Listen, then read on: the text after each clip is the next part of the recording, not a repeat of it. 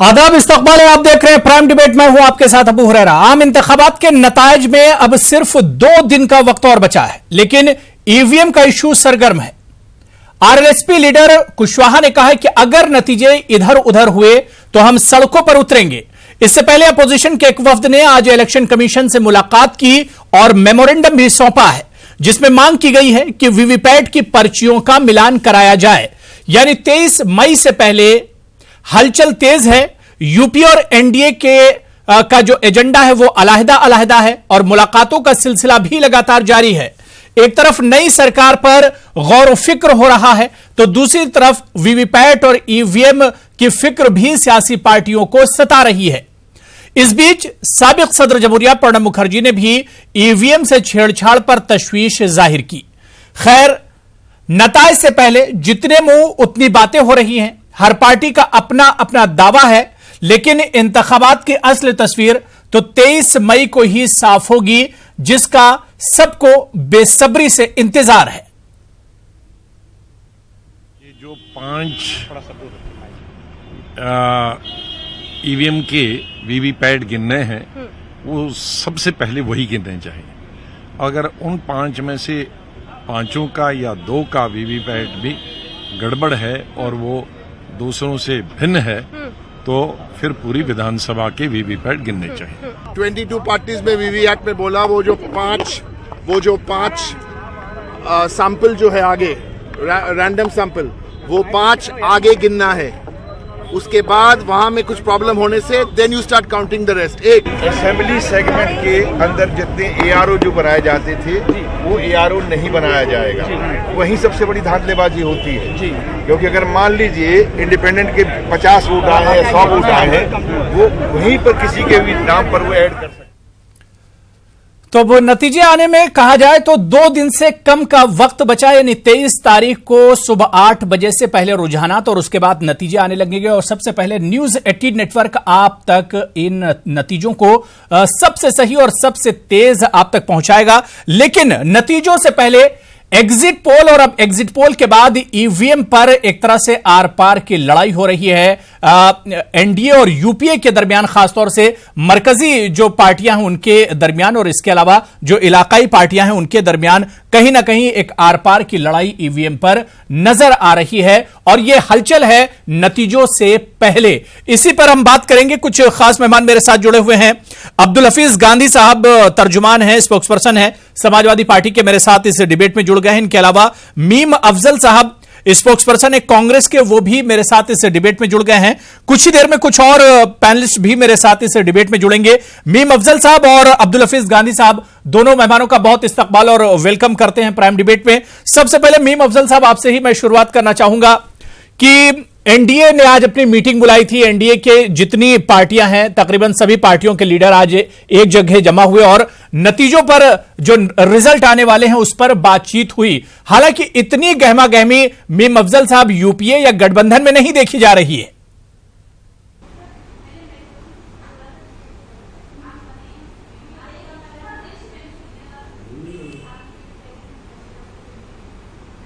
Meme Afzal साहब, आप तक मेरी आवाज आ रही है?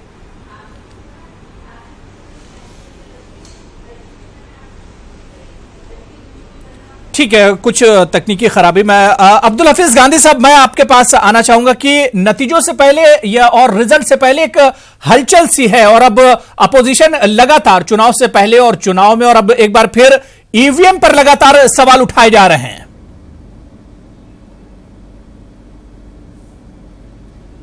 देखिए अबू हुरैरा साहब, ये हलचल आपको दोनों तरफ से देखने को मिल रही है। आज जो 22 पॉलिटिकल पार्टीज इलेक्शन कमीशन से मिली हैं, ये भी कहीं ना कहीं एक हलचल है। चंद्रबाबू नायडू जी जो अलग अलग लीडर से जाके मिल रहे हैं, ये भी कहीं ना कहीं हलचल है। और देखिए 23 तारीख के बाद ये हलचल और ज्यादा बढ़ जाएगी, क्योंकि हर कोई चाहता है कि उसके पक्ष की सरकार बने और जिस तरह के नतीजे आएंगे उस नतीजों में हर कोई चाहेगा कि सरकार उसकी बने। लेकिन मैं एक बात कहना चाहूंगा कि ईवीएम पर सवाल क्यों? देखिए, ईवीएम पर सवाल मैं समझता हूं कि हर पॉलिटिकल पार्टी ने एक वक्त में लगाया है। 2009 में बीजेपी ने भी लगाया, जो आज बीजेपी के प्रवक्ता हैं जीवीएल नरसिम्हन, उन्होंने किताब लिखी है डेमोक्रेसी एट रिस्क कर। और जो आज भारतीय जनता पार्टी में स्वामी सुब्रमण्यम स्वामी जी हैं, वो सुप्रीम कोर्ट में भी गए थे और सुप्रीम कोर्ट से उन्होंने खुद कहा था कि ईवीएम पर विश्वास कम है और इसलिए वीवीपैट की व्यवस्था होनी चाहिए। तो सुप्रीम कोर्ट ने कहा कि वीवीपैट की व्यवस्था कीजिए, आज वीवीपैट की व्यवस्था हुई। तो क्या वीवीपैट जो है वो सजाने के लिए लगाया गया है या दिखाने के लिए लगाया गया है? हम ये कह रहे हैं कि जो सुप्रीम कोर्ट ने कहा है कि 5 रैंडम वीवीपैट जो है वो काउंट होंगे, तो हम सीधा सीधा इतना कह रहे हैं कि पहले वीवीपैट काउंट कर लें। अगर उसमें किसी तरह की डिस्क्रिपेंसी आती है तो फिर 100% काउंटिंग होनी चाहिए। इलेक्शन कमीशन का ये कहना है कि हम पहले पूरी काउंटिंग कर लेंगे, उसके बाद वीवीपैट करेंगे। तो हमारा कहना यह है कि पहले मिलान हो जाए और मिलान में अगर कोई डिस्क्रिपेंसी हो तो फिर 100% काउंटिंग होनी चाहिए, क्योंकि आप ये कह रहे हैं ना कि सैंपल आ जाएगा उसका। अगर सैंपल में ही डिस्क्रिपेंसी है, इसका मतलब और मशीन में गड़बड़ी होगी, तब जो है फिर 100% काउंटिंग होनी चाहिए, ये हमारा कहना है। दूसरा, जिस तरह से आज ईवीएम इधर उधर घूम रही है, कभी इतिहास में नहीं देखा गया कि ईवीएम घूम रही हो। इलेक्शन कमीशन की मैं आपको गाइडलाइन बता रहा हूं। इलेक्शन कमीशन की गाइडलाइन ये कहती है कि रिजर्व्ड ईवीएम और कोल्ड ईवीएम दोनों साथ साथ लाई जाएंगी और अलग अलग स्ट्रांग रूम्स में जो है सिक्योरिटी पर्सन्स की प्रेजेंस में लाई जाएंगी और सिक्योरिटी पर्सन्स की प्रेजेंस में ही उसको लॉक किया जाएगा, उसको सील किया जाएगा, उसके बाद उनको खोला नहीं जाएगा। लेकिन गाजीपुर में, चंदौली में, हरियाणा में और जहां जहां इस तरह की घटनाएं हो रही हैं, ऑफिसर्स क्या कह रहे हैं? ऑफिसर्स कह रहे हैं कि किसी जगह से ईवीएम नहीं आ पाई थी, रिजर्व्ड ईवीएम, हम उसको रख रहे हैं या उसको निकाल रहे हैं। तो जब एक बार लेकिन अब्दुल हफीज गांधी साहब, इलेक्शन कमीशन ने इस बात को खारिज कर दिया है। इलेक्शन कमीशन ने कहा है कि ईवीएम बिल्कुल सेफ है, स्ट्रांग रूम जो है वो बिल्कुल एक तरह से महफूज हैं। अपोजिशन की इस बात को तो खारिज कर दिया इलेक्शन कमीशन ने, सिरे से ही खारिज कर दिया है। तो क्या इलेक्शन कमीशन नहीं तो इलेक्शन कमीशन का ये कहेगा कि ये गड़बड़ी हो रही है? ये वही इलेक्शन कमीशन है जो मोदी जी और अमित शाह जी के खिलाफ 6 कंप्लेंट आती हैं और 5 कंप्लेंट में क्लीन चिट दे देते हैं और अशोक लवासा जी कहते हैं कि सब कुछ सही नहीं हो रहा है। ये वही इलेक्शन कमीशन है कि अगर बंगाल में वायलेंस होता है तो उसी दिन जो है पाबंदी नहीं लगाई जाती है, अगले दिन रात को 10 बजे पाबंदी लगाई जाती है ताकि प्रधानमंत्री जी की 2 रैली हो सकें। ये वही इलेक्शन कमीशन है जहां पर हर तरह की सहूलत जो है आज भारतीय जनता पार्टी को देने की कोशिश की गई। 38 दिन के इलेक्शन में 1 महीना जो है प्रधानमंत्री जी के खिलाफ एमसीसी के वायलेशन का जो है वो फैसला नहीं आता है। 1 अप्रैल को जो है कंप्लेंट जाती है और सुप्रीम कोर्ट के दबाव में 1 मई को फैसला लिया जाता है। तो ये किस तरह का इलेक्शन कमीशन है? क्या उस इलेक्शन कमीशन का हम ये कहना मान लें जब वीडियो जो है पूरे सोशल मीडिया पे सर्कुलेट हो रहे हैं, गठबंधन के प्रत्याशी अफजल अंसारी जो है धरने पर बैठ गए, झांसी से कंप्लेंट आ रही है, चंदौली से कंप्लेंट आ रही है, और ये वही इलेक्शन कमीशन है जहां चंदौली में 1 दिन पहले लोगों को इंडेलिबल इंक लगा दी गई पैसे दे देकर, हमारी कंप्लेंट के बाद भी जो है ठीक है। नहीं, इस पे जवाब लेंगे। मेरे साथ कुछ और मेहमान जुड़ गए। जयराम विप्लव बीजेपी लीडर है, मेरे साथ जुड़ चुके हैं। संदीप कुमार जी पॉलिटिकल एनालिस्ट है, वो भी मेरे साथ जुड़ गए। इनके अलावा इफ्तिखार मिसगर साहब लीडर हैं पीडीपी के जम्मू कश्मीर से, वो भी मेरे साथ जुड़ गए। तीनों मेहमानों का बहुत इस्तकबाल करते हैं।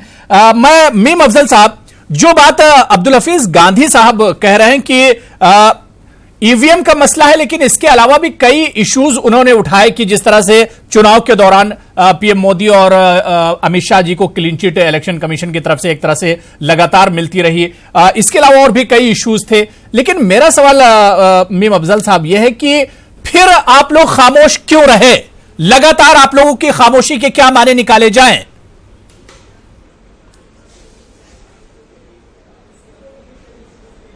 कहाँ खामोश रहे?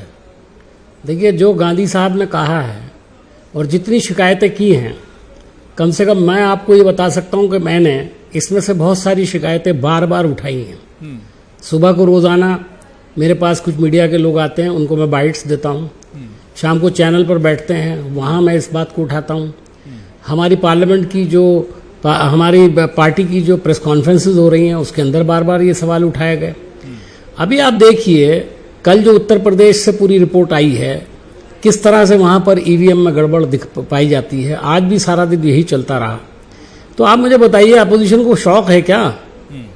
इलेक्शन कमीशन का जो रवैया गांधी साहब ने बताया है, इस पर बार बार तवज्जो दिलाई जा चुकी है। और आपने अभी कहा कि इलेक्शन कमीशन ने तो सबको खारिज कर दिया। उन्होंने तो मोदी जी के खिलाफ जो कंप्लेंट्स थी उनको भी खारिज कर दिया और सही बताया। लवासा साहब ने क्या कहा, क्यों कहा, क्या मतलब है? क्या वो कांग्रेस पार्टी के मेंबर हैं? वो भी एक ब्यूरोक्रेट हैं, जिम्मेदार आदमी हैं, आहिस्ता आहिस्ता काम करके तरक्की करके यहाँ तक आए हैं। क्या उनकी बात की कोई वैल्यू नहीं है? अगर है तो आप रजिस्टर क्यों नहीं कर रहे? हम ही नहीं कह रहे कि आप मेजोरिटी का फैसला मत लीजिए, लेकिन आप डिसेंट नोट क्यों नहीं लिखते हैं फाइल के ऊपर कि हाँ प्रधानमंत्री को कहा था उन्होंने कि प्रधानमंत्री को नोटिस दिया जाना चाहिए? लिखिए ना आप इसको, लिखते क्यों नहीं है? इलेक्शन कमीशन डर किससे रहा है?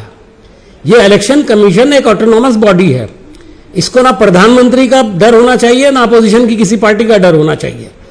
लेकिन हम तो ये देख रहे हैं कि मुसलसल अपोजिशन के खिलाफ इलेक्शन कमीशन का रवैया है और सरकार को बार बार मदद कर रहा है, हर तरफ से मदद कर रहा है। मैंने तो यहां तक कहा है कि इलेक्शन कमीशन ने प्राइम मिनिस्टर के एक्सटेंशन ऑफिस के तौर पे काम किया है। जो एतराजात और अगर मैं गलत कह रहा हूं, सुप्रीम कोर्ट भी मानने को तैयार नहीं है। अपोजिशन के जो एतराजात हैं, जो तशवीश है, उससे तो सुप्रीम कोर्ट भी उसे मानने के लिए तैयार नहीं है। सुप्रीम कोर्ट ने आज क्या कहा है? गांधी साहब ने या मैंने कही है। देखिए, सुप्रीम कोर्ट ने सारी चीजों का संज्ञान नहीं लिया है, लेकिन उन्होंने ये तो कहा ना कि एक से बढ़ा करके वीवीपैट जो है उसको 5 को जो है उसको चेक करने की इजाजत तो दी ना सुप्रीम कोर्ट ने। हम तो 50% चाहते थे। अब आज अगर ये कह रहे हैं कि सही कहा किसी ने, मैं देख रहा था उस वक्त भाई, कि भाई अगर कोई आदमी को आप एक गिलास दे रहे हो तो अगर उसमें जहर है तो उसको पहले पिला के देखो ना थोड़ा सा, आप बाद में पिलाएंगे उसको। जब उसका सब आप वो सारे काम कर चुका होगा, आखिर में पिलाएंगे आप उसको, टेस्ट कराएंगे लास्ट में, तो तब तक तो मर जाएगा वो। नहीं, लेकिन ईवीएम का मसला हो या इलेक्शन कमीशन से जुड़ा कोई भी मसला हो, ये जमहूरी मुल्क है, और जमहूरी मुल्क में अगर इस तरह से एक आजाद बॉडी इस तरह से करती है तो ये बहुत तशवीश की बात है। और कहीं ना कहीं मुझे जहां तक लगता है कि अपोजिशन उसे एक तरह से टैकल नहीं कर पा रहा है, या तो अपोजिशन दबाव में है। मीम अफजल साहब,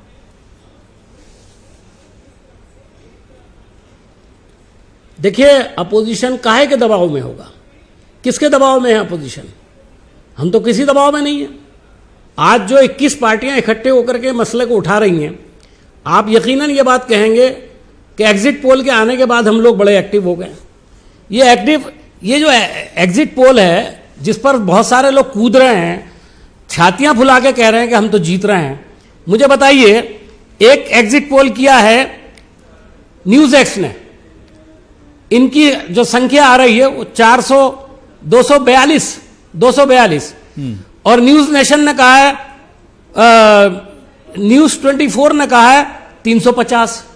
आप मुझे बताइए, 542 सीटों के लिए चुनाव हो रहा है और 10 जो इदारे जो हैं वो एक एग्जिट पोल कर रहे हैं। उसमें 2 इदारों के मैंने 2 नंबर दिए हैं, 108 सीटों का फर्क। ये पार्लियामेंट का चुनाव हो रहा है, पंचायत का चुनाव हो रहा है, लोकल बॉडीज का चुनाव हो रहा है, जहां हजारों लोग लड़ते हैं चुनाव। 540 के अंदर तो 2 चैनल बता रहे हैं जिनमें एक दूसरे के घबराने की जरूरत नहीं है। 108 सीटों का फर्क है। मीम अफजल साहब, आप डर रहे हैं। अरे आप, मैं कहता हूं ये एग्जिट पोल क्यों घबरा रहे हैं? ये एग्जिट पोल नहीं थे। मैं वही कह रहा हूं, मीम अफजल साहब, इस पर घबराने की जरूरत नहीं है। 23 तारीख तक इंतजार कीजिए, 23 तारीख तक इंतजार कीजिए। इफ्तिखार मिसगर साहब, मैं आपके पास आना चाहूंगा। घबरा तो भारतीय जनता पार्टी रह रही है। अब घबराते नहीं तो प्रधानमंत्री जाकर के गुफा में ना बैठते। इफ्तिखार मिसगर साहब, मैं आपके पास आना चाहूंगा। लगातार मैं देखता हूं कि अपोजिशन पार्टियां ईवीएम का मसला उठा रही हैं। यह कोई पहला चुनाव नहीं, इससे पहले भी ईवीएम का मसला उठाया जाता रहा। और 2019 में जो आम इंतखाबात जो चुनाव हुए, इसमें भी चाहे अखिलेश यादव हो, चाहे मायावती जी हो, तेजस्वी यादव हो या चंद्रबाबू नायडू हो, लगातार सबने ईवीएम का मसला उठाया। आखिर ईवीएम करते रहते हैं और उसका कोई मसला नहीं निकलता है। इफ्तिखार साहब, देखिए अबू हुरैरा साहब, जहाँ तक ईवीएम मशीनों का ताल्लुक है, ईवीएम मशीन जितने भी डेवलप्ड कंट्रीज़ है दुनिया में, वहाँ पे मुस्तरद किया गया है इस मशीन को, क्योंकि ये कहीं पे भी मैनिपुलेट हो सकती है। इस पे मैनिपुलेट होने की आवश्यकता है, ये आपको भी समझना चाहिए, मुझे भी समझना चाहिए, और ये लोग समझ रहे हैं। ईवीएम मशीन की टेम्परिंग आसानी से हो सकती है और हो रही है। अच्छा, अब हम इस पे आज नहीं आएंगे, क्योंकि जो ही हम ईवीएम मशीनों की बात करते हैं तो आपको लगता है, भारतीय जनता पार्टी को लगता है कि इन्होंने हैंड्स डाउन कर दिया है, बात चली गई है। ऐसा कुछ भी नहीं है। देखिए, जो एग्जिट पोल आज की डेट में आ रहा है वो कोई बाइबल नहीं बना हुआ है।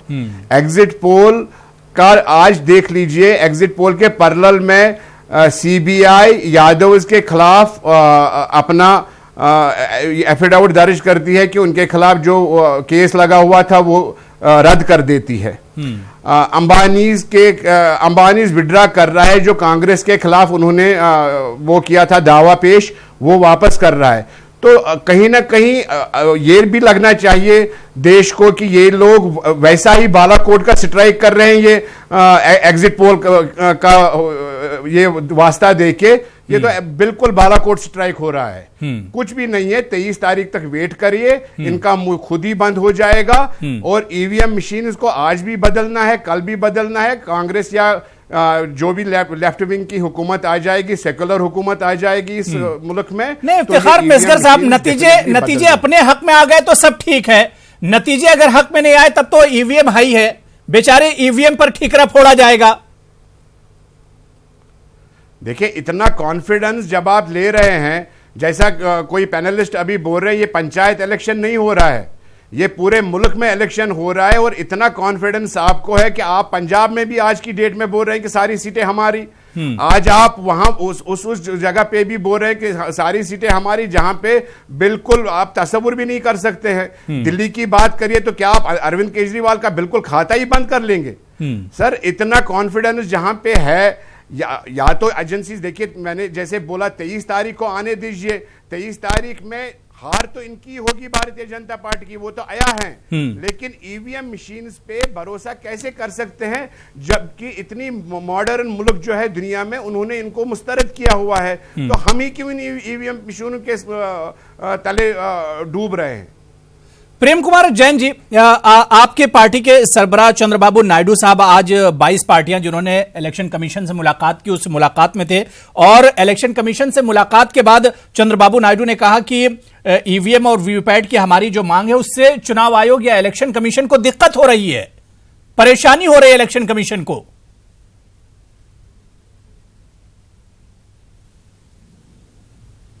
अबू साहब, सबसे पहले मैं आपको ये बता दूं कि हमारी मांग ये बार बार थी कि हम ईवीएम के कम से कम वीवीपैट के 50% का मिलान चाहते थे, जो सुप्रीम कोर्ट ने भी नहीं स्वीकार किया और इलेक्शन कमीशन ने भी उसे सिरे से निकाल दिया। हमारी मांग है कि जनता का विश्वास हमारे लिए सर्वोपरि है, ना कि समय। कई लोगों ने इस पे बताया कि इसमें बहुत समय लग सकता है। क्या इससे पहले भारत के अंदर बैलेट पेपर से चुनाव नहीं होते थे? क्या उनकी काउंटिंग नहीं होती थी? क्या ऐसा वजह है कि हम इतने जिद पे अड़े हुए हैं कि हमको ईवीएम से ही करना है, जब विश्व में, पूरे भारत व पूरे संसार में सिर्फ 9 से 10 कंट्रियां ईवीएम मशीन इस्तेमाल कर रही हैं।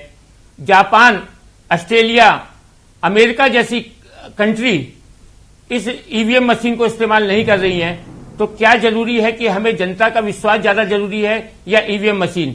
और चंद्रबाबू नायडू साहब इसके लिए भरसक प्रयास कर रहे हैं। जहां भी हो सकता है हम लोग अपने बात पे हैं। और एक बात मैं आपको और कहना चाहता हूं कि आज हमारी ये डिमांड है कि वीवीपैट की पर्चियों का पहले मिलान किया जाए, उसके बाद बाकी काउंटिंग शुरू की जाए। जिस प्रकार शरीर में खून का सैंपल लेने के बाद ही हम बता सकते हैं कि सीटी स्कैन कराना है या नहीं। आप पहले सीटी स्कैन करके खून का सैंपल लेना चाहते हैं? सही, हमारी डिमांड यही है। जयराम विप्लव, देखिए जितनी अपोजिशन पार्टियां थी, मैंने सबका रिएक्शन ले लिया आपके पास आने से पहले। आंध्र प्रदेश से लेकर जम्मू कश्मीर तक जो पार्टियों के लीडर यहां पर बैठे हुए स्पोक्स पर्सन, सबका मैंने रिएक्शन लिया। कोई सहमत नहीं है ईवीएम से, और ईवीएम के अलावा इलेक्शन कमीशन से भी ये लोग सहमत नहीं है, जो रवैया इलेक्शन कमीशन का।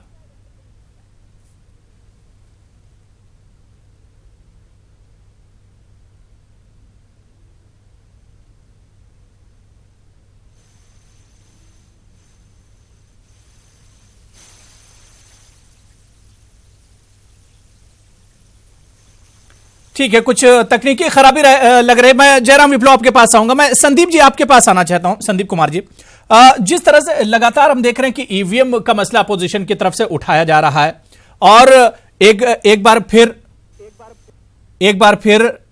ईवीएम का मसला जो है, या यूं कहा जाए कि ईवीएम का जो जिन है वो बोतल के बाहर आ गया है और तमाम अपोजिशन पार्टियां ईवीएम के खिलाफ एक तरह से मुत्तहिद नजर आ रही हैं और लगातार ईवीएम का इशू उठाया जा रहा है। संदीप जी,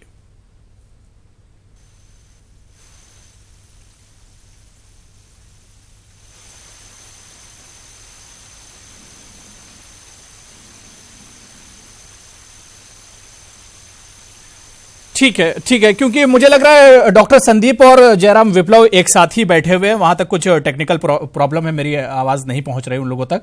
मैं अब्दुल हफीज गांधी जी आपके पास ही आना चाहूंगा कि यूपी में खासतौर से अगर देखें तो जिस तरह से एग्जिट पोल आया है चुनाव के बाद, बड़ी खामोशी नजर आ रही है। किस तरह से 23 तारीख का आप लोग इंतजार कर रहे हैं, क्योंकि जो एग्जिट पोल है उससे भी आप लोग मानने को तैयार नहीं है।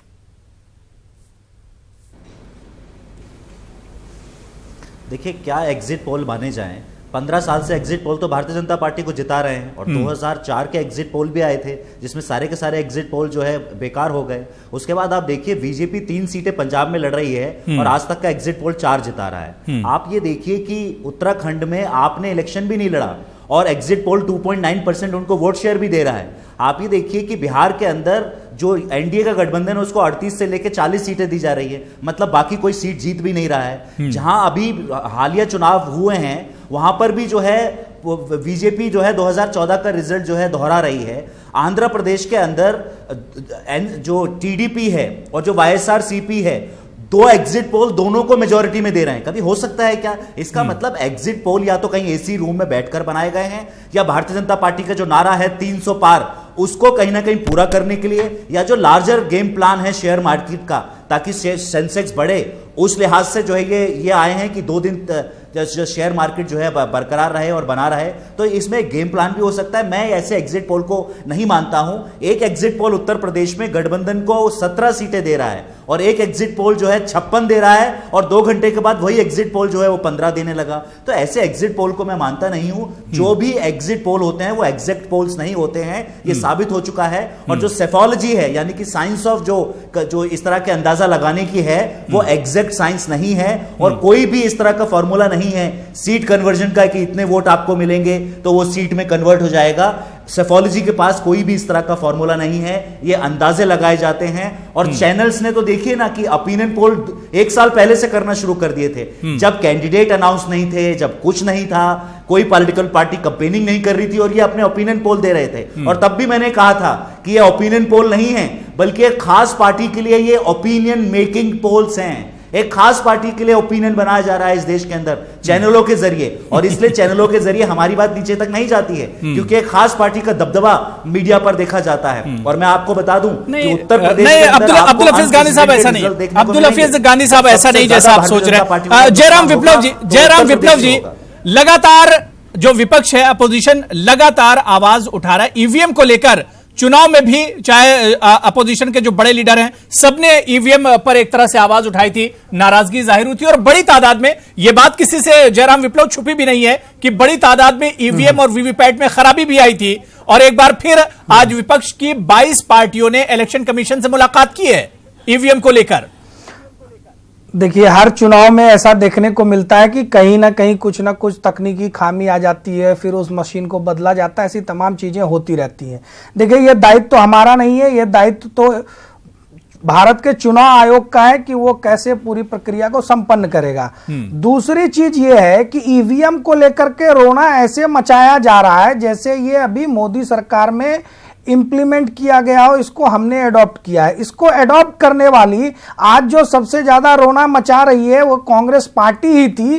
केरल के उपचुनाव में पहली बार इसका इस्तेमाल हुआ था और 2004 में ये जीते, 2009 में जीते और हाल में तो अभी 5 विधानसभा के चुनाव में इन्होंने इसमें जीत हासिल की। उसके पहले भी ईवीएम को लेकर के लगातार रोना शुरू रहा और ईवीएम का रोना इसलिए कर रहे हैं क्योंकि देखिए, लेकिन जयराम विप्लव, तीन राज्यों में कांग्रेस ने जीतने के बाद भी ईवीएम पर सवाल उठाया है। इसे भी याद रखिए। नहीं, उठाएंगे मध्य ना, प्रदेश तो में उठाएंगे। मध्य प्रदेश में जीते, कांग्रेस जीती, लेकिन वहां पर भी ईवीएम पर सवाल कांग्रेस ने उठाया।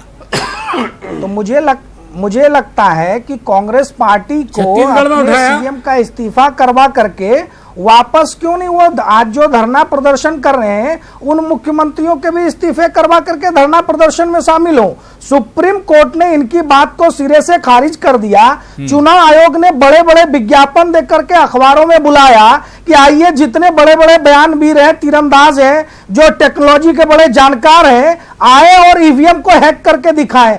एक भी व्यक्ति इस देश में नहीं पहुंचा वहां, और आज इन्हें शिकायत है। शिकायत होगी क्योंकि इन्हें समस्या यह है कि जो भावी हार इनको दिख रहा है 23 मई के परिणाम का, उसका ठीकरा किसके सर पर फोड़ेंगे? राहुल गांधी के सर पर तो फोड़ नहीं सकती कांग्रेस पार्टी। और दूसरे दलों की समस्या यह है, इन सब ने जो जातीय वोट बैंक बना करके रखा हुआ था, वो इनको दिक्कत है। इनका चलिए, कम से कम एग्जिट पोल पर बीजेपी को भरोसा है। जो एग्जिट पोल जो आया उस पर बीजेपी को भरोसा है। लगातार बड़े बड़े दावे बीजेपी करने लगी। आज एनडीए की मीटिंग भी हुई, आज डिनर भी किया जा रहा है अमित शाह जी की तरफ से। तो बीजेपी को इस एग्जिट पोल पर भरोसा है। मैं अब्दुल हफीज गांधी साहब आपके पास भी आऊंगा और प्रेम जी आपके पास भी आऊंगा। मुझे ब्रेक पर जाना है। डॉक्टर संदीप मैं आपके पास आ रहा हूं। डॉक्टर संदीप, ईवीएम का जो इशू है बिल्कुल समझ से परे है। ईवीएम जब चुनाव होते हैं, जब पोलिंग और वोटिंग होती है, ईवीएम हमेशा गड़बड़ होती हैं, ईवीएम में खराबियों की खबरें आती हैं, लेकिन ना तो उस पर इलेक्शन कमीशन कान धरता है और ना ही सुप्रीम कोर्ट ने भी उस पर सुनवाई से मना कर दिया। तो ये सिचुएशन समझ से बिल्कुल बाहर है। डॉक्टर संदीप,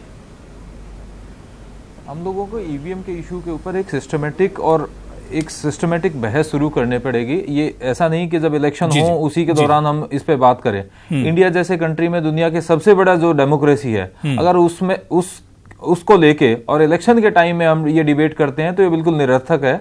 और तमाम पॉलिटिकल पार्टीज को भी, इवन इलेक्शन कमीशन को और सुप्रीम कोर्ट को भी इन सब इश्यूज को लेके संज्ञान लेना चाहिए। और जब इलेक्शन के बाद में या किसी भी इलेक्शन से पहले इसके ऊपर एक सिस्टमेटिक एक डिबेट होनी चाहिए। और जहां तक कंफर्मेशन की बात है, वीवीपैट की बात है, कि किस तरीके से ज्यादा ट्रांसपेरेंसी इसमें लाई जा सके, ताकि लोगों का ज्यादा से ज्यादा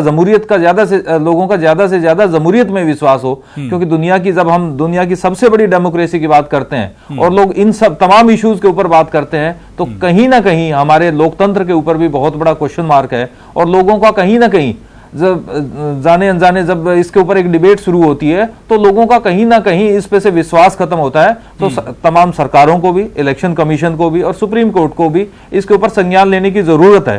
क्योंकि इंडिया जैसे डेमोक्रेसी में जहां एजुकेशन भी एक अपने आप में बड़ा इशू है, और जब एजुकेशन से बढ़ के हम डिजिटल इश्यूज की बात करते हैं तो लोगों में अवेयरनेस की कमी है। तमाम इश्यूज अराइज होते हैं, चाहे इलेक्शन के दौरान हो या काउंटिंग के दौरान हो, या हम एक सैंपल करके देखते हैं तो तब भी कई बार इश्यूज होते हैं। तो हमें इन तमाम इश्यूज को सेटल करने की जरूरत है। इनके ऊपर ज्यादा बड़ी बहस करके जाहिर सी बात है कि इस पर और रिसर्च किया जाए, इस पर और बातचीत की जाए, गौर व फिक्र किया जाए, इस पर और संजीदगी से सोचने की जरूरत है। और एक जमहूरी मुल्क है और उस जमहूरी मुल्क का जो सबसे बड़ा इंतखाबी अमल होता है, अगर वही सवालिया निशान उस पर लग जाए तो ये जाहिर सी बात है कि एक बड़ा गंभीर मसला हो जाता है। छोटा सा मुझे कॉमर्शियल ब्रेक लेना है, लेकिन ब्रेक के बाद जब आएंगे तो इसी इशू पर हम बात करेंगे कि आखिर ईवीएम के इशू को शाफो शफाफ आखिर किस तरह। तो अब इंतजार की घड़ियां धीरे धीरे खत्म हो रही हैं और 23 मई को नतीजे आएंगे, लेकिन उससे पहले कहीं ना कहीं सियासी गलियारों में हलचल तेज हो गई है। आखिर इस हलचल के क्या कुछ माने निकाले जाएं, तो लगातार अपोजिशन दूसरी तरफ ईवीएम का मसला उठा रहा है, जिस पर आज उसने इलेक्शन कमीशन से भी मुलाकात की है। लेकिन जो हलचल है, आखिर इस हलचल के क्या कुछ माने निकाले जाएं। कुछ खास मेहमान मेरे साथ जुड़े हुए हैं प्राइम डिबेट में, इसी इशू पर हम बात कर रहे हैं। मीम अफजल साहब, मैं आपके पास आना चाहूंगा कि एग्जिट पोल आने के बाद एनडीए का जो खेमा है वहां पर बड़ी खुशी एक तरह से नजर आ रही है, पुर उम्मीद वो लोग नजर आ रहे हैं। लेकिन अगर इसके पलट आप लोगों की तरफ नजर जाती है तो कहीं ना कहीं मायूसी सी दिखाई देती है। मीम अफजल साहब,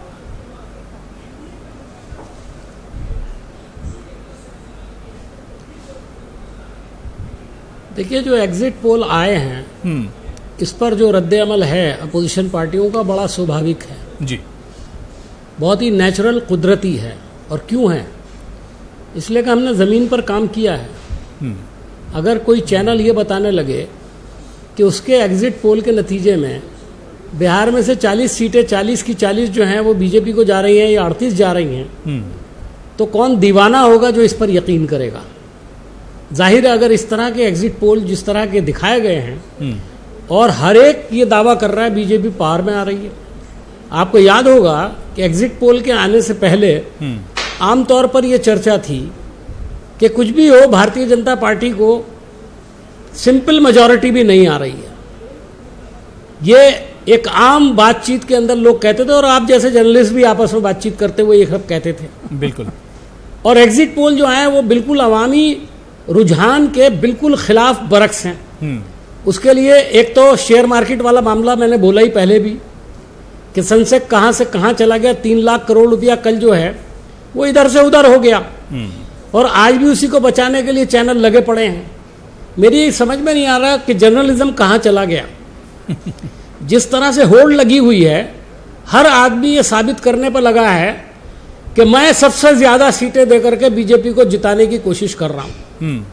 ये जो आपके एग्जिट पोल हैं उनसे ये लगता है कि आपस में होड़ लगी हुई है कि हमारा चैनल ने, हमारे एग्जिट पोल ने बीजेपी को इतनी सीटें दे दी। पता नहीं किसको खुश करना चाहते हैं, क्या चाहते हैं। और चेहरे पर रौनक आप देखिए, इतनी बीजेपी के लोगों के चेहरे पर रौनक नहीं है जितनी चैनक हमारे कुछ चैनलों के एंकरों के मुंह पर है जब वो प्रोग्राम पेश करते हैं। ऐसा लग रहा है कि जैसे कोई मेला हो रहा है। सुबह से शाम तक लोगों को बिठाते हैं। ठीक है, आपका हुक्म होता है आकर के मैं भी सुबह से बैठा हुआ। ठीक है, एग्जिट पोल तो मैं भी बार बार वही कह रहा हूं कि एग्जिट पोल जो होते हैं तो एग्जैक्ट मतलब वो नतीजे नहीं होते हैं, उन्हें नतीजा नहीं माना जाना चाहिए। नतीजे तो जब आना शुरू होंगे, नहीं मैं उसके आगे कह रहा हूं, गिनती शुरू मैं उसके आगे कह रहा हूं, अबू साहब मैं उसके आगे कह रहा हूं जी कि ये कहीं संयोजित साजिश तो नहीं है। ये एग्जिट पोल जो लाए गए हैं ये कोई साजिश का नतीजा तो नहीं है। अब हर चीज में साजिश के नजरिए से मत देखिए मीम अफजल साहब। साजिश मैं सिर्फ इतना कह रहा हूं, मैं मीम अफजल साहब सिर्फ इतना कह रहा हूं, बहुत सीनियर आप लीडर हैं, बहुत तजुर्बा है, नहीं देखे आपके तजुर्बे की हम लोग कद्र करते हैं। मीम अफजल साहब, मसला सिर्फ इतना है कि एग्जिट पोल से एक इशारा मिलता है, एक इम्कानात मिलते हैं, वो कोई नतीजे नहीं होते हैं। और जाहिर सी बात है कि एग्जिट पोल से घबराने की भी जरूरत नहीं है। लेकिन जयराम विप्लव जो खदशा जाहिर कर रहे हैं मीम अफजल साहब कि कहीं ये कोई साजिश तो नहीं है, वो करें, बिल्कुल बिल्कुल करें। और एग्जिट पोल से तो हम भी संतुष्ट नहीं है।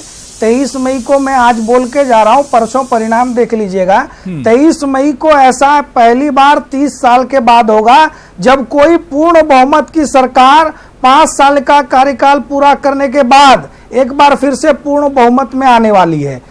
300 पार भारतीय जनता पार्टी की सीटें आने वाली है। मोदी जी फिर से प्रधानमंत्री बनेंगे, एनडीए का सरकार होगा।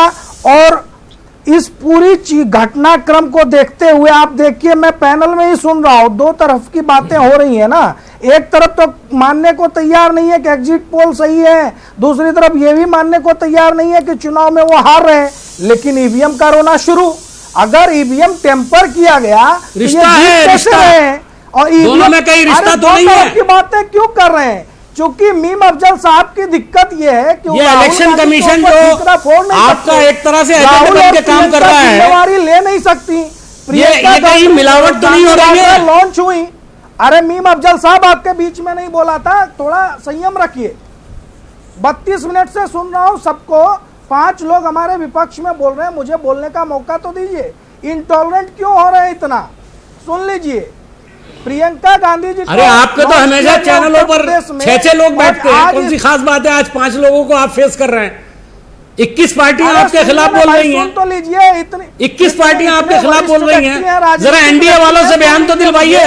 एक नीतीश कुमार के अलावा किसी ने बयान दिया है? रामविलास पासवान ने बयान दिया है? सीटें आ रही हैं, शिवसेना से बयान दिलवाइए। अमेठी जीत रहे कि नहीं? शिवसेना से बयान दिलवाइए। उत्तर दीजिए। और अगर आपके एनडीए वाले कहाँ हैं? बयान क्यों नहीं दे रहा आपके फेवर में? सुप्रीम कोर्ट आपसे अगर दिक्कत ही नहीं है तो ये एनडीए की मीटिंग आज बुलाने की जरूरत क्या थी? कल बुला लेते, जब रिजल्ट आ जाता परसों बुला लेते, 2 रोज के बाद बुला लेते। इन्हीं को बुलवा लीजिए, इन्हीं को बुलवाइए भाई। ठीक है जयराम विप्लव, मैं 30 सेकंड और दे रहा हूं, बात पूरी कर लीजिए। नहीं लेकिन 2 मिनट भी नहीं दे रहे। जयराम विप्लव, मैं जो बात मीम अफजल साहब कह रहे हैं, जयराम विप्लव जो बात मीम अफजल साहब कह रहे हैं कि एनडीए जो मीटिंग बुलानी पड़ी, एनडीए के जो लीडर बुलाने पड़े, आखिर इसकी वजह क्या है भाई? नीतीश कुमार आपके खिलाफ बयान देते हैं, उन्होंने कहा कि 370 पे हम बीजेपी के साथ नहीं जाएंगे। ये ताजा बयान है नीतीश कुमार का। इसके अलावा शिवसेना ने राहुल गांधी और प्रियंका गांधी के चुनाव में उनकी मेहनत, उनके काम की तारीफ की है। वो तारीफ की या मजाक उड़ाया, तंज कसा, ये तो अलग बात है, क्योंकि अगले ही लाइन में शिवसेना के बयान में आया कि मोदी जी प्रधानमंत्री बनने वाले हैं। तो ये खुद आप समझ लीजिए। दूसरी चीज आप देख लीजिए कि एनडीए आज जो है, ये एनडीए अभी कोई नहीं आया उसमें। ये एनडीए पूर्व में, चुनाव के पूर्व में हमारा गठबंधन था, 5 साल सरकार में भी रही, और भारतीय जनता पार्टी और बाकी दलों के गठबंधन में बहुत बड़ा अंतर मैं आपको बताता हूं। 2014 में हम पूर्ण बहुमत में आए 282 सीट लेकर, बावजूद उसके हमने सबका साथ सबका विकास का मूल मंत्र बताया, एक नारा दिया, उस पर खड़े उतरे और लोगों को अपने साथ रखा, किसी को भगाया नहीं। और ये 41 दलों का गठबंधन लगातार चला आ रहा है। फिर छोड़ के क्यों चले गए कई लोग आपको? आज मोदी जी बैठे हैं। अगर प्रेम कुमार जैन जी काफी देर से वेट कर रहे हैं। मैं अब्दुल हफीज गांधी से बात जी आपके पास गया मिला है। ठीक है, प्रेम कुमार जैन जी घबराए हुए लोग हैं। ठीक है, विप्लव बात हो गई। सनाप ईवीएम सुप्रीम कोर्ट हर जयराम विप्लव बात हो गई। जयराम दूसरे को मौका दीजिए। राजभर छोड़ गए। ठीक है, कुशवाहा छोड़ गए। प्रेम कुमार जैन जी चंद्रबाबू नायडू साहब बहुत मेहनत कर रहे हैं। जितनी अपोजिशन पार्टियां सबसे मुलाकात कर रहे हैं लगातार, कहीं ना कहीं उन्हें उम्मीद है कि नतीजे उनके पक्ष में आएंगे, नतीजे अपोजिशन के लिए अच्छे होंगे। प्रेम कुमार जैन साहब, विप्लव बात हो गई। जयराम विप्लव बात हो गई, खामोश हो जाइए। जयराम विप्लव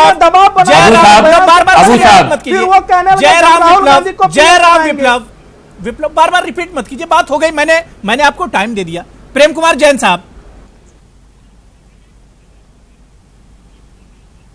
मैं अपने बीजेपी के स्वयंभू चौकीदार से कहना चाहता हूं कि वो अब खामोश रहना सीख ले।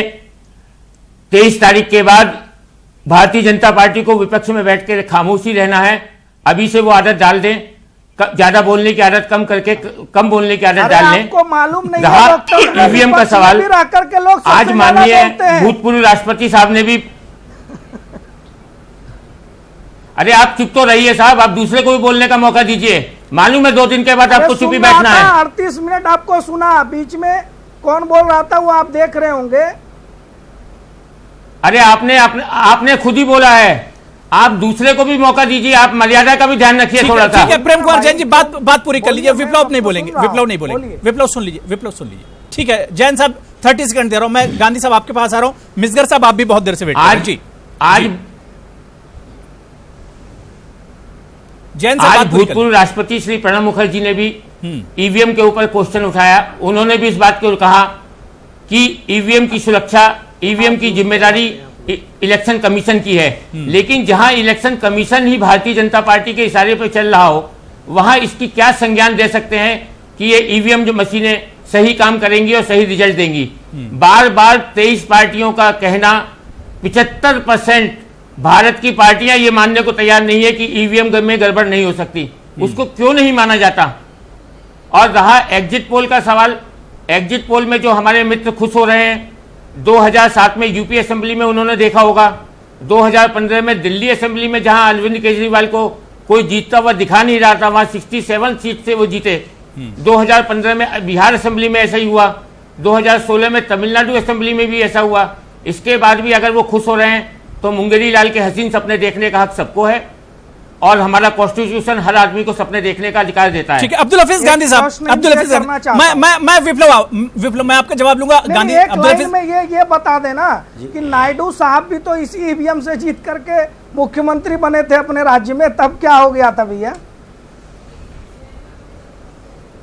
साहब? नायडू साहब जब बने थे उस समय हैकिंग नहीं थी, आज ये पूरा हैकिंग पे चल रहा है ईवीएम। ठीक है, अब्दुल हफीज गांधी, लंदन में जो हैकर था कपिल सिब्बल के साथ, वो कांग्रेस पार्टी का ही था ना। ठीक है, बात आगे निकल जाएगी विप्लव। ठीक है, अब्दुल हफीज गांधी साहब, आज दूसरा समाजवादी पार्टी के एक डेलीगेशन ने भी इलेक्शन कमीशन से मुलाकात की। यूपी में लगातार जो कुछ हो रहा है, शिकायत समाजवादी पार्टी की तरफ से की गई कि ईवीएम्स को स्ट्रांग रूम से ट्रांसफर किया जा रहा है, ईवीएम गाड़ियों पर रख के एक जगह से दूसरी जगह ले जा रहे हैं। क्या कुछ इलेक्शन कमीशन ने इस पर अब नोटिस लिया है, अब्दुल हफीज गांधी साहब? देखिए, बदायूं में स्ट्रांग रूम की सील तोड़ी गई थी, तब भी हमने शिकायत की थी, लिखित में हमारी शिकायत है। आज भी हमने शिकायत की थी, जिस तरह से चंदौली, गाजीपुर, झांसी, इस तरह की घटनाएं देखने को मिली हैं। कभी ऐसा नहीं हुआ कि आवारा ईवीएम इस तरह से घूमती मिले। ईवीएम जो है वो सिक्योरिटी पर्सनल की सुरक्षा में आती है स्ट्रांग रूम तक, 24 घंटे बाद नहीं आती। पहली बात ये, अगर Bharatiya Janata party exit poll से इतना ही एक्साइटेड है, कॉन्फिडेंट है, इतना ही गदगद है, तो उसको कहना चाहिए कि वीवीपैट की पूरी काउंटिंग करिए। उसको डर क्या है? अगर फ्री एंड फेयर इलेक्शन हुआ है, तो अगर फ्री एंड फेयर काउंटिंग होगी तो ये तो हर किसी के पक्ष में जाएगी ना। फेयर काउंटिंग तो आपके पक्ष में भी जाएगी। भारतीय जनता पार्टी इतना डिफेंड क्यों कर रही है इलेक्ट्रॉनिक वोटिंग मशीन को? पहली बात तो ये। दूसरी बात, पहला इलेक्शन कमीशन ऐसा देखा है जो सुप्रीम कोर्ट में कहता है कि हम सारी की सारी वीवीपैट जो है काउंट नहीं कर सकते। क्या सजाने के लिए लगाया है? 26,000 करोड़ रुपए वीवीपैट पे लगाया है। क्या वीवीपैट सजाने के लिए लगाया है? आप सुप्रीम कोर्ट को बताते हैं 6 दिन काउंटिंग में लग जाते हैं। रिजल्ट भी आप लेट कर सकते हैं, डिले कर सकते हैं। वही मैं कह रहा हूं, वही मैं कह रहा हूं कि जब 38 दिन इलेक्शन करा सकते हैं तो 6 दिन क्यों नहीं काउंटिंग हो सकती? और ये बिल्कुल झूठ बोला इलेक्शन कमीशन ने सुप्रीम कोर्ट से। जब बैलेट पेपर से होते थे तो 2 या 3 दिन के अंदर काउंटिंग हो जाती थी। ये कभी नहीं होता है कि जो है 6 दिन लगेंगे। सुप्रीम कोर्ट को भ्रमित करने की कोशिश की, और इलेक्शन कमीशन इतना डिफेंसिव क्यों है? मैं बताता हूं। 2017 के अंदर उत्तराखंड में भी यही सवाल उठे थे।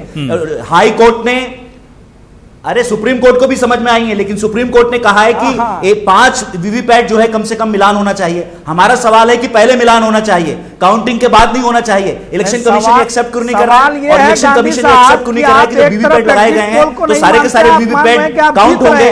VVPAT count. अरे विप्लव जी, अभी तो आप बीच में बोलने के लिए मना कर रहे थे। विप्लव जी, अभी तो आप बीच में बोलने के लिए मना कर रहे थे। ये जो संवेद पात्राकरण हुआ है ना आपकी जो ऑर्गेनाइजेशन का, इससे थोड़ा बचिए। बोलना पड़ेगा ना, 5 लोग विपक्ष में अलग-अलग समय बोलते हैं। जब मैंने 36 मिनट के बाद सुन लीजिए आप। अरे विप्लव जी, आप भी नहीं बोल पाएंगे। आप सुन लीजिए पहले आप। अरे 36 छोड़िए आप। ये को कितना साझा भैया, 36 मिनट 130 करोड़ आप देशवासियों के ऊपर जिनको भरोसा नहीं है, जिनको अपने समर्थकों वोटर्स पर भरोसा नहीं है, बंगाल के जिनको रिजल्ट्स का भरोसा नहीं हुई थी तो उसी दिन रोक लगनी चाहिए थी। क्या अगले दिन रोक लगती है? 10 बजे रात को जब प्रधानमंत्री जी की रैली करा ली जाए। 6 कंप्लेंट आई। अरे भैया, सुप्रीम कोर्ट क्यों नहीं चले जाते हैं? आप तो वही लोग हैं ना जो आधी रात को याकूब मेनन की फांसी रुकवाने के लिए पहुंच गए थे। जाइए ना, अभी क्या प्रधानमंत्री समय बचा, जाइए फिर से के अंदर फैसला सुप्रीम होगा कोर्ट जाइए। किस तरह का और इलेक्शन सुप्रीम कमीशन कोर्ट के है? जजों पर संदेह मत करिएगा, सवाल क्योंकि आप है उन्हीं की वो बात एड्रेस कर होना रहे हैं। आज चाहिए। जो चीफ अगर जस्टिस अपोजिशन पार्टी है, सवाल ये उठा वही रही है तो व्यक्ति सवाल थे एड्रेस होना जिन्होंने चाहिए। सुप्रीम कोर्ट में 2009 बाहर में आकर भारतीय के जनता पहली पार्टी बार ने भी प्रेस इलेक्शन कॉन्फ्रेंस की थी। वीवीपैट ये तो विश्वसनीय इलेक्ट्रॉनिक बता वोटिंग रहे मशीन थे पे सवाल उसमें। उठाया था, आज तो उनको तब भी आपका पकड़ने सवाल का जायज था। प्रयास चल रहा आज है। अब सत्ता में आ आप गए लोगों तो के माध्यम से आप जो है सवाल उठाना छोड़ दिया।